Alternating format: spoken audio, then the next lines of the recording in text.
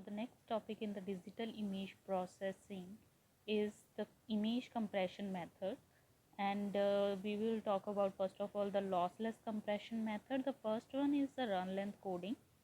The main motive in the run length coding means that अगर हमें कोई image given है, उसमें कोई भी redundant data है, तो अगर text की form में है तो then हम क्या करेंगे कि उसमें जो redundant data आ रहा है, duplicacy of data आ रहा है, for example a ही है, तो ए पूरी इमेज में कितने नंबर ऑफ टाइम्स आ रही है तो उसकी हम लेंथ लिख देंगे. फॉर एग्जांपल ए जो है पूरे इमेज में 10 टाइम्स आ रही है, तो ए लिखेंगे, साथ में उसकी लेंथ लिखेंगे, that is 10, which represent that 10 times A is represented in that image. So similarly B C D, अगर टेक्स्ट ए बी सी की फॉर्म में है तो ए बी सी, अगर 1 2 की फॉर्म में है तो 1 2 3, जब स्पेशल सिंबल की फॉर्म में है उसमें भी हम साथ में क्या है लेंथ स्पेसिफाई करेंगे. अगर एक ही है तो ए 1 भी रिप्रेजेंट करेंगे. So it replaces the data by a length और the value pair where value is the repeated value and the length is the number of repetitions. Clear? This technique is especially successful in compressing bi-level images since the occurrence of a long run of a value is rare in ordinary grayscale images. So we can say that the one of the solution is to decompose the grayscale image into the bit planes and compress every bit plane separately. So the efficient run length coding method 38 is one of the variation of run length coding. So we can take the example of run length coding. If we have the A is represented 5 times, B is 4 times and C is 3 times.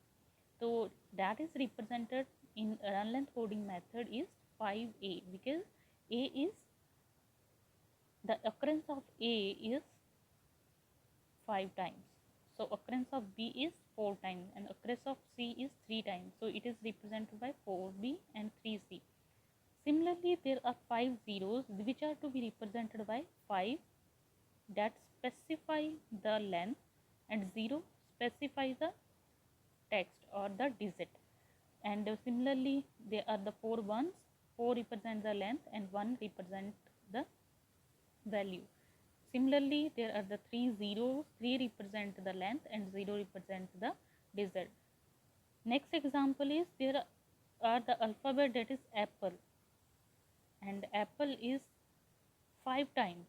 So 5 represent 5 for the length and apple is the word which is 5 times occurred in that image.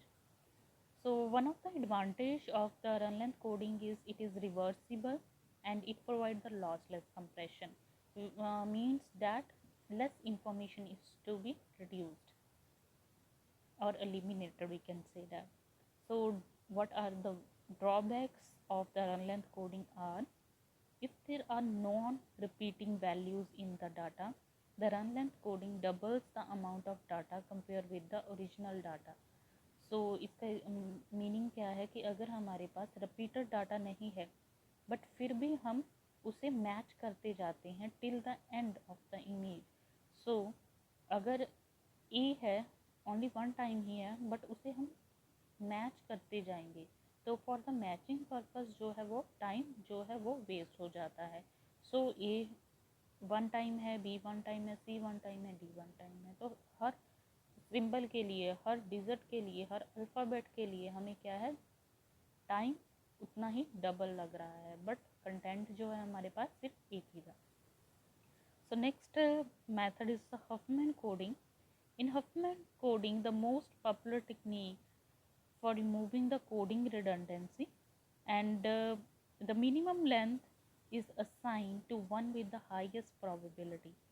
तो ये Hoffmann coding mainly किस purpose के लिए use करते हैं, हम compression purpose के लिए यूज़ करते हैं, in which we have applied the lossless compression. कम से कम डाटा जो है, कम से कम इंफॉर्मेशन है जो हमारी वो लॉस हो बाय अप्लाइंग द कंप्रेशन.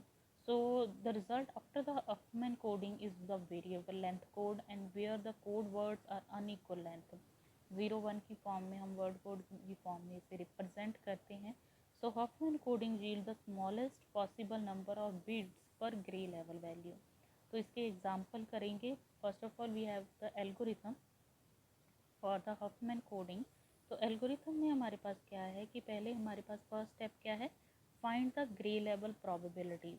हमारे पास कोई इमेज होगी, उसमें हमारे पास फॉर एग्जांपल 3x3 की इमेज है और हर सेल में हमारे पास कोई वैल्यूज़ होंगी, जहाँ पिक्सल वैल्यूज़ होंगी, उसके हमने ग्रे लेवल प्रोबेबिलिटी निकालनी है. Then ordering the probability from smallest to largest. Then क्या है, उन प्रोबेबिलिटी फाइंड आउट कर ली है, उसे स्मॉलेस्ट टू लार्जेस्ट तक हमें जो है वो लिस्ट कर देना है. फॉर एग्जांपल पहले नंबर पे हमने हाईएस्ट लिख दी, उससे कम जहाँ उसका ऑपोजिट भी लिख सकते हैं. Combining the lowest smallest probability symbols into a single symbol that replaces them in the next source reduction. Third step क्या है, हमने नीचे से जो मिनिमम सबसे कम प्रोबेबिलिटीज़ आ रही हैं 2, तो उनको ऐड कर देना है. उसके आगे आगे जो 2 मिनिमम आएगी उसको ऐड कर देना है, एंड देन उसे रिप्लेस करते जाना है ऊपर से ऊपर. सो एंड तक हमारे पास 2 प्रोबेबिलिटी बचनी चाहिए. And we can say that the sum of the probability is 1. कि प्रोबेबिलिटी का सम हमारे पास 1 आना चाहिए, जो हमने हिस्टोग्राम स्पेसिफिकेशन में भी किया था कि जब हम प्रोबेबिलिटीज निकालते हैं उसका सम 1 आना चाहिए. सो repeat the step 2 and 3 until only 2 probabilities are left. So by working backward along the tree generate by alternating assignment of 0 and 1. So we can say that we applying these 5 steps, we have provided a code which is fully compressed, and we can transfer that code object to the receiver side. So for example, इसी algorithm को एक example की form में अगर करें कि हमें कोई इमेज साइज गिवन है that is of size 10x10. Clear. Number of columns कितने हैं 10, नंबर ऑफ रोज कितनी है 10. This is a 5-bit image. So with the frequency counts for A1 की वैल्यू क्या है 10. फ्रीक्वेंसी काउंट्स बोल सकते हैं जहाँ number of time it occurs in that image. So A1 equal to 10 है, A2 इक्वल टू 40 टाइम्स है, A3 equal to 6 है, A5 इक्वल टू 4 है, एंड A6 इक्वल टू 30 है. क्लियर. तो नेक्स्ट इसका फर्स्ट स्टेप क्या था, first step is calculate the probabilities of the given frequency count और the time interval grey level values. Find the grey level probability. तो अगर हमारे पास ये वैल्यूज़ है, क्लियर, तो इन वैल्यूज़ के फर्स्ट स्टेप क्या है, प्रोबेबिलिटी निकालनी है. तो प्रोबेबिलिटी हम कैसे फाइंड आउट करें, अगर 10 को डिवाइड बाय 100 सिंपल, तो इट्स वैल्यू बिकम्स 0.1. A2 की वैल्यू क्या आ जाएगी, 40 वैल्यू है 0.4, A3 की 0.6, A4 की there is 10 value for A4 that is 0.1, A5 की 0.04, A6 की 0.3. तो ऐसे हमारे पास वैल्यूज़ आ जाएंगी. क्लियर. तो अगर हमारे पास ये सारी वैल्यूज़ गिवन है तो फर्स्ट स्टेप क्या था कि प्रोबेबिलिटी निकालनी है. तो प्रोबेबिलिटी निकल गई यहाँ पर. ठीक है. A4 यहाँ पर वैल्यू आनी है 10, तो 10 की प्रोबेबिलिटी आ गई 0.1 बिकॉज 10 इज डिवाइड बाई 100. यहाँ पर 6 को डिवाइड बाई 100 किया तो वैल्यू इज़ 0.06. 30 को डिवाइड किया 100 से वैल्यू इज़ 0.3. 4 को डिवाइड किया 100 के साथ वैल्यू इज़ 0.04. क्लियर. स्टेप 1 हो गया. Next step 2 is ordering the probability from the smallest to larger. Clear. तो उसमें हम लार्जेस्ट टू स्मॉलर यहाँ कर लेते हैं कि हमारे पास पहले नंबर पे जो वैल्यू आई है that is 0.4 for A2. Clear. A6 की वैल्यू क्या है 0.3, A1 की 0.1, A4 की 0.1, A3 की 0.06, A5 की 0.04. सो 0.04 is the smallest value in that case. तो हमने इसे पहले नंबर पे लार्जर रख ली, लास्ट में स्मॉलेस्ट रख दी. क्लियर. तो नेक्स्ट स्टेप, फर्स्ट स्टेप हो गया कंप्लीट, प्रोबेबिलिटी निकाल ली. सेकंड स्टेप क्या किया हमने, उसकी ऑर्डरिंग कर दी फ्रॉम लार्जेस्ट टू स्मॉलर और स्मॉलर टू लार्जर. हम यहाँ पर स्मॉलेस्ट लास्ट में लिख रहे हैं because for the easy calculation. So easy calculation कैसे होगी, यहाँ पर हम थर्ड स्टेप में क्या है, source reduction by adding the minimum values of the probabilities.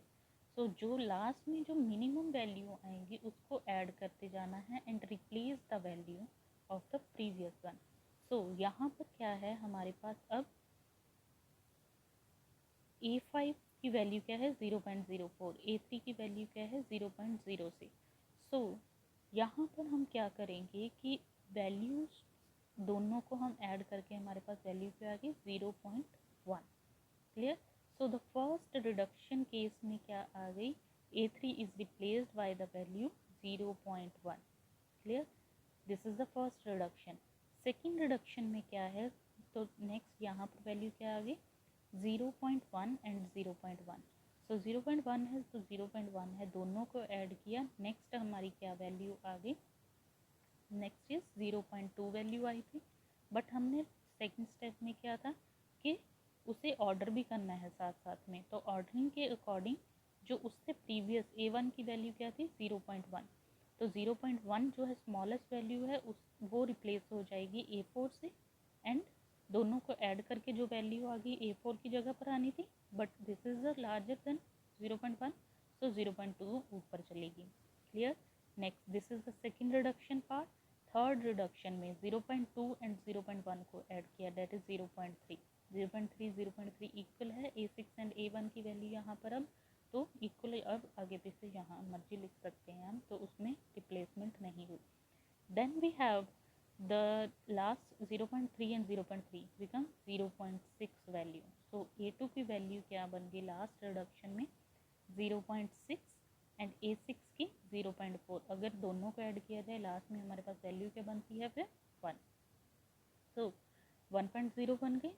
It means that हम जब भी कोई क्वेश्चन आए उसमें पहले अगर प्रोबेबिलिटीज गिवन है तो प्रोबेबिलिटीज ऐड करो, उसका जो सम आना चाहिए वो 1 आना चाहिए, देन हम आगे फॉलो करते जाएंगे स्टेप को। सो यहाँ तक हो गया, this is the third step. Next we have the fourth step. The fourth step में क्या है कि हम कोड जनरेट करेंगे। ठीक है, तो कोड असाइनमेंट होगी जहाँ फिर कह सकते हैं। तो कोड असाइनमेंट हम कैसे करते हैं कि अगर हमारे पास यहाँ पर लास्ट में क्या था, लास्ट में 0.6 एंड 0.4 आया, तो 0.6 को 0 बिट असाइन कर दी, 0.4 को 1 कर दी। हम अल्टरनेट भी कर सकते हैं, 0.6 को 1 भी कर सकते हैं, 0.4 को 0 भी कर सकते हैं, बट मोस्ट ऑफ बुक्स में हमारे पास जो लार्जर वैल्यू उसको 0 असाइन किया है एंड स्मॉलर को 1। जो ऊपर आई वैल्यू उसको 0 और नीचे आई वैल्यू 1। तो हम उसके अकॉर्डिंग अगर देखें तो फर्स्ट 0.6 को 0 असाइन बिट कर दी, 0.4 को 1 कर दी। ये लास्ट पीछे से स्टार्ट करना है हमने बिट असाइनमेंट जो करनी है। तो नेक्स्ट क्या है, नेक्स्ट उसके पीछे आ जाओ। नेक्स्ट हमारे पास 0.4 की वैल्यू क्या थी 1, तो यहाँ पर 1 ही आ गया क्योंकि यहाँ पर वैल्यू क्या है, बिट क्या है 1।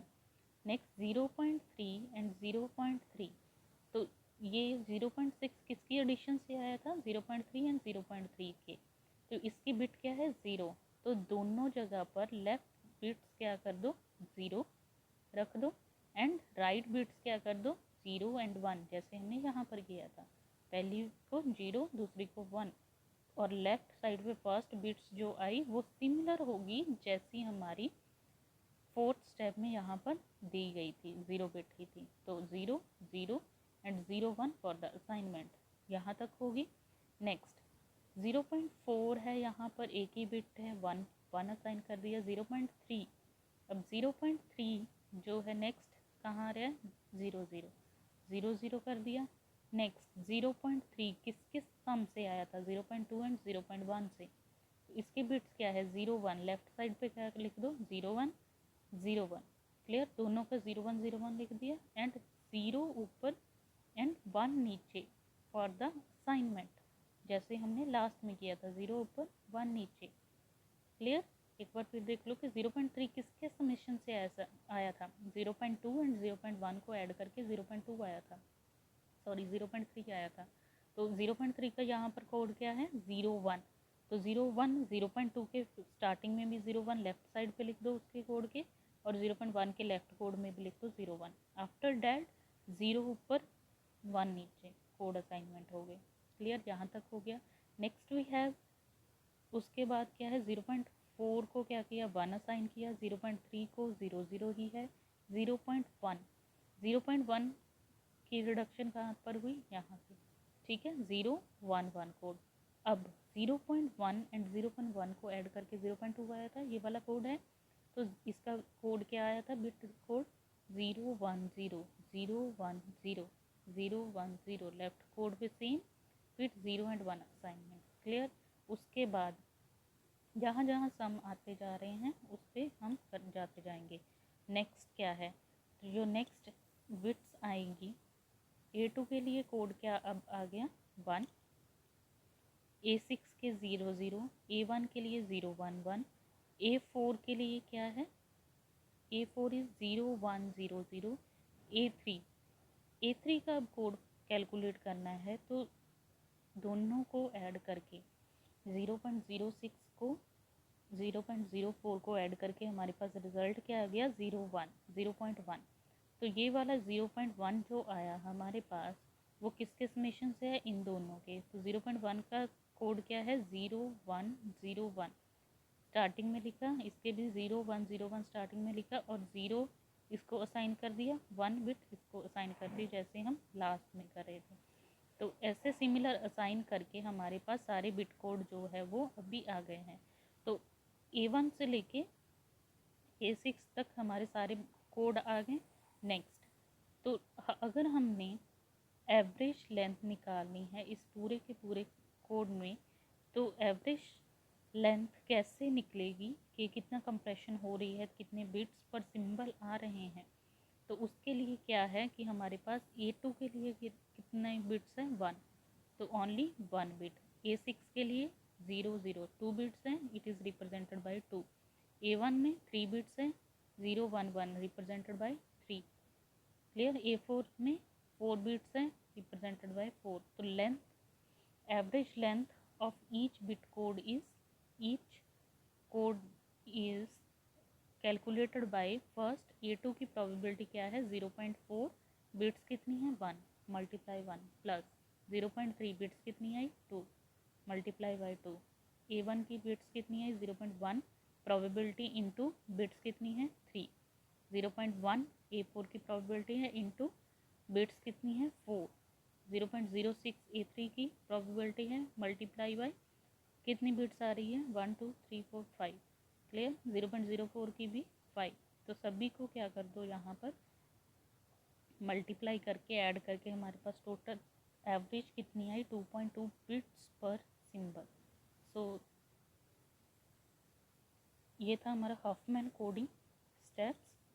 जी हम मेनली क्यों कर रहे हैं, क्योंकि हमने किसी भी इमेज को हम कंप्रेस करना है कि कितनी कंप्रेशन के बाद यहाँ पर बिट कोड में जो आया हमारा आंसर, सो कितनी कंप्रेस्ड बिट्स हमारी जा रही हैं फॉर द ट्रांसफॉर्मेशन पर्पस। तो नेक्स्ट, अगर हमें कोई भी एनकोडेड स्ट्रिंग गिवन है बिट्स की फॉर्म में, तो हमारे पास अगर यहाँ पर ये स्क्रीन पे हमारे पास 0 1 0 1 0 0 1 1 1 ऐसे हमारे पास बिट्स की फॉर्म में है, हमें इसे डिकोड करना है। क्लियर। तो हमने ये रिंग बिट्स की फॉर्म में तो डाटा भेज दिया on the receiver side after compression. So receiver side पे वो इसे डिकोड कैसे करेगा, तो डिकोडिंग के लिए क्या है कि हमारे पास जो बिट्स थी, क्लियर, जो बिट्स आई हैं, पहले देखना है कि फर्स्ट से स्टार्ट हुआ है, 0 है किसी में, सिर्फ नहीं है, 1 है सिर्फ, 0 1 0 1 यहाँ पर नहीं है, 0 1 1 है। क्लियर। नेक्स्ट 0 1 0 1। क्लियर। तो 0 1 0 1 है, 0 1 0 1 आगे 0 है A3 में, तो यहाँ पर फर्स्ट आ गया A3। सिमिलरली नेक्स्ट है 1, नेक्स्ट आया A1, next is 0 0, next is आगे से आगे जो है हम करते जाएंगे। क्लियर। 0 1 1 है A1 का, A2 का कितना है 1, तो आगे से आगे जो है वो हम कैलकुलेट करते जाएंगे और डिकोडिंग में हमारे पास अल्फ़ाबेट आ जाएंगे A3 A1 A2 A2 and 6। Next, अगर हमने टोटल नंबर ऑफ बिट्स निकालनी है कि कितनी ट्रांसफ़र हो रही है, तो वो कैसे निकलेगी, m into N into the total average length. तो टोटल एवरेज लेंथ हमने निकाल चुके थे 2.2 बिट्स पर सिंबल, तो टोटल नंबर ऑफ बिट्स कितनी ट्रांसफ़र हुई है वो कैसे निकालेंगे, m into N. m into N number of columns and number of rows कहाँ से पता चले, क्वेश्चन में गिवन था इमेज साइज 10 इंटू 10, तो 10 इंटू 10 है इंटू एवरेज लेंथ जो हमने अभी निकाली वो इज इक्वल्स टू वैल्यू कितनी आई 220 बिट्स। क्लियर, तो टोटल नंबर ऑफ बिट्स हमारी कितनी ट्रांसफ़र हुई 220 bits. So in this way we have applied the Huffman coding algorithm for the lossless compression. Next we have the arithmetic coding. So arithmetic coding में क्या है कि first of all it is very efficient because an entire sequence of source symbol is assigned a single arithmetic code word. Second